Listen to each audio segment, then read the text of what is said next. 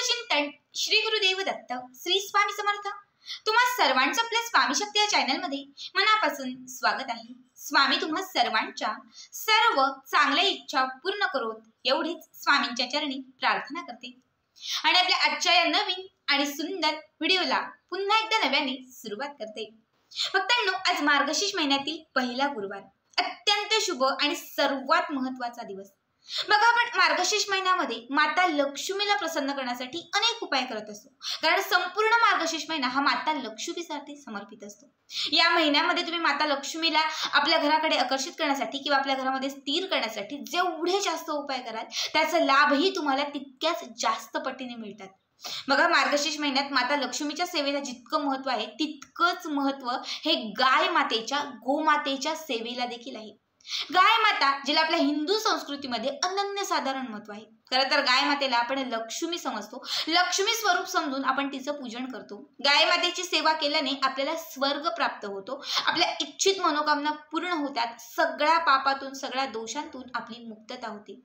खरं तर अशी मान्यता आहे की गाय मातेमध्ये 33 कोटी देवांचा वास असतो आणि जेव्हा आपण गाय मातेची सेवा पूजा उपाय करतो तेव्हा आपल्याला त्या 33 कोटी देवांचा आशीर्वाद प्राप्त होतो। बघाच, गुरुवार आहे। आता प्रत्येक जण, मला वाटतं जो व्यक्ती किंवा जी महिला गुरुवारचं व्रत करत असेल तर पोथी नक्कीच वाचत असेल। पोथीमध्ये स्पष्ट दिलेलं आहे, तुम्ही अगदी पहिल्यापासून वाचलं असेल, की जेव्हा आपण माता लक्ष्मीला नैवेद्य काढतो तर तो नैवेद्य आणि त्याचबरोबर अजून एक आपण नैवेद्य काढतो जो गाय मातेसाठी विशेष असतो। कारण मार्गशीर्ष महिन्यात गाय मातेला नैवेद्य दाखवण्याचं जे महत्त्व आहे ते खूप जास्त आणि खूप सर्वश्रेष्ठ आहे। त्यामुळे आजच्या दिवशी आपल्याला गाय मातेला नैवेद्य दाखवायचा आहे। मग आता मला वाटतं बरेच लोक जे आहे ते गाय मातेला नैवेद्य दाखवतील किंवा काढून ठेवतील, मात्र ज्यांच्या आजूबाजूला गाय माता नाही आहे किंवा ताई आमच्या आजूबाजूला गाय माता गोशाळाही नाही, मग आम्ही काय करायचं, तर तुम्ही गाय मातेच्या नावाने एक नैवेद्य काढून ठेवा आणि दुसऱ्या दिवशी तो पशुपक्ष्यांना खाऊ घातला तरीही चालेल।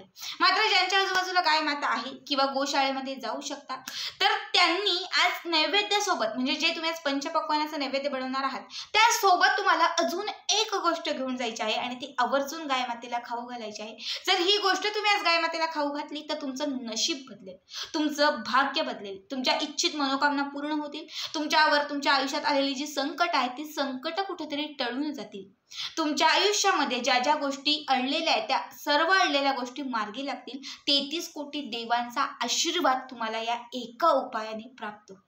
आता कुठला उपाय आहे, कुठली सेवा आहे, नक्की कुठली गोष्ट गाय मातेला खाऊ घालायची आहे, हे सगळं पाहण्यासाठी व्हिडिओ शेवटपर्यंत पहा आणि जे चॅनलवरती नवीन असेल त्यांनी लगेचच आपल्या चॅनलला सबस्क्राईब करा।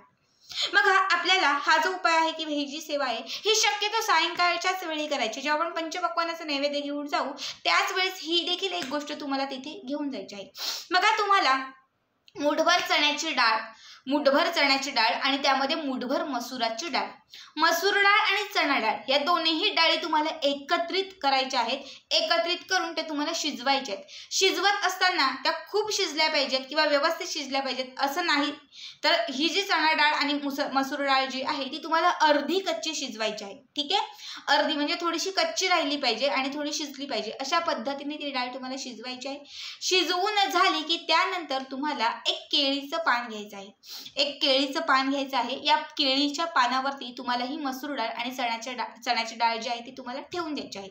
ठेवून दिल्यानंतर तुम्हाला या चणा आणि मसूर डाळीच्या वरती थोडीशी साखर घालायची आहे, अगदी थोडीशी, एवढी साखर जी असते ती तुम्हाला त्याच्यामध्ये घालायची आहे। ठीक आहे, साखर घातल्यानंतर तुम्हाला गव्हाच्या पिठाचा एक उंडा बनवायचा आहे।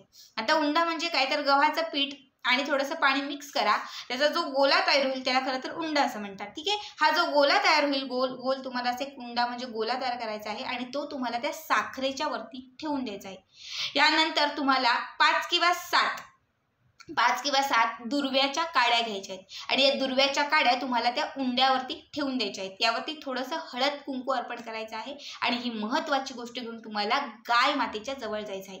पुन्हा एकदा सांगते, मसूर डाळ आणि चणा डाळ दोन्ही डाळी मिक्स करायच्या आहेत, त्या अर्ध्या कच्च्या तुम्हाला शिजवायच्या आहेत। केळीच्या पानावरती ठेवून त्यावरती थोडी साखर घालायची आहे। त्यानंतर एक तुम्हाला गव्हाच्या पिठाचा उंडा त्याच्यावरती ठेवायचा आहे। यावरती तुम्हाला 5 ते 7 दुर्व्याच्या काड्या ठेवून त्याच्यावरती थोडं हळद कुंकू अर्पण करायचं आहे आणि हे सगळं घेऊन तुम्हाला गाय मातेजवळ गोशाळेमध्ये किंवा आजूबाजूला जिथेही गाय माता असेल तिथे घेऊन जायचं आहे। तिथे गेल्यानंतर सगळ्यात अगोदर एक ग्लासभर तांब्याभर पाणी थोडंसं गाय मातेच्या पायावरती घालायचं आहे। त्यानंतर गाय मातेला नमस्कार करायचा आहे।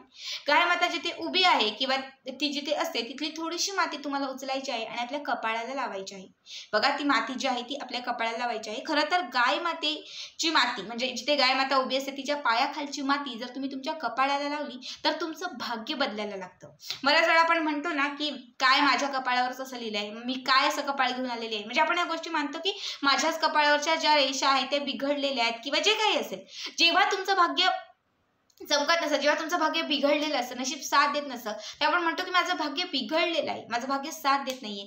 तर जेव्हा गाय मातेची ही जी माती आहे ही तिच्या पायाखालची माती तुम्ही कपाळाला लावाल तर तुमचं भाग्य चमकायला लागेल, तुमचं नशीब बदलायला लागेल, प्रत्येक गोष्टीत तुम्हाला नशिबाची आणि भाग्याची साथ मिळायला लागेल। जे बदललेलं आपण ज्याला भाग्य म्हणतो, बिघडलेलं जे भाग्य आपण म्हणतो ते चमकायला लागेल। ठीक आहे, त्यामुळे तुम्हाला आपल्या कपाळाला ही माती लावायची आहे। त्यानंतर ते जे पान आहे केळीचं ज्यावरती तुम्ही ह्या सर्व वस्तू आणलेल्या आहेत त्या सर्व वस्तू गाय मातेला खाऊ घालायच्या आहेत। शक्यतो तिला खाऊ घालत असताना दोन्ही हाताच्या ओंजळीमध्ये तुम्हाला पकडून आणि त्यानंतर तुम्हाला अशा पद्धतीने हात पकडून गाय मातेला खाऊ घालायचं आहे, जेणेकरून अगदी थोडीशी जीभ किंवा जिभेची लाळ जी आहे ती आपल्या हातांना स्पर्श झाली पाहिजे। कारण जेव्हा आपण ह्या हाताच्या रेषाही बिघडलेल्या म्हणतो किंवा नशीब फाटके म्हणतो, नशीब फुटलेले म्हणतो, लक्षात या हाताच्या जेव्हा रेषा बिघडतात तेव्हा प्रत्येक कार्यामध्ये विघ्न येत असतं, संकट येत असतं, अडचण येत असतात। जेव्हा गाय मातेची लाळ किंवा जीभ आपल्या हातांच्या रेषांना लागते, दोनही हातांना लागते, दोघांपैकी अगदी एका जरी हाताला लागते, तेव्हा आपल्या आयुष्यामध्ये आपली उन्नती व्हायला सुरुवात होते, आपली प्रगती व्हायला सुरुवात होते। या उपायाने तुमच्या आडलेल्या इच्छाही पूर्ण होतील, इच्छित मनोकामना सर्व पूर्ण होतील, तुमची कामं व्हायला लागतील, घरामध्ये बरकत यायला सुरुवात होईल, तुमच्या आयुष्यामध्ये तुम्हाला यशाची प्राप्ती व्हायला सुरुवात होईल, सगळ्या गोष्टी तुमच्या मनासारख्या घडायला लागतील। अत्यंत साधा सोपा उपाय आहे, प्रत्येकाला सांगेन की आवर्जून करा। ज्यांच्याही आजूबाजूला गोशाळा आहे किंवा ज्यांच्याही आजूबाजूला गावात एखादी गाव आहे, बाजूच्या एखाद्या गावी एखादी गाय आहे तर तिथे नक्की जा, कारण मार्गशीर्ष महिन्यामध्ये जर गाय मातेला तुम्ही ही एक वस्तू खाऊ घातली तर त्याचं पुण्य जे आहे ते तुम्हाला लाखो करोडो पटीने मिळेल। इतर वेळेस जरी तुम्ही कितीही सेवा केली तरी पण त्यापेक्षा पण हा महिना जो आहे तो गाय मातेची सेवा करण्यासाठी खूप जास्त प्रभावी आहे। तर आजचा हा व्हिडिओ, आजचा हा उपाय कसा वाटला नक्कीच कमेंट करा आणि असेच पुढचे व्हिडिओ पाहण्यासाठी चॅनलला सबस्क्राईब करा। भेटूयात पुन्हा एकदा अशाच एका नवीन सुंदर आणि छान व्हिडिओमध्ये। तोपर्यंत सर्वांनाच धन्यवाद। श्री स्वामी समर्थ। जय जय स्वामी समर्थ।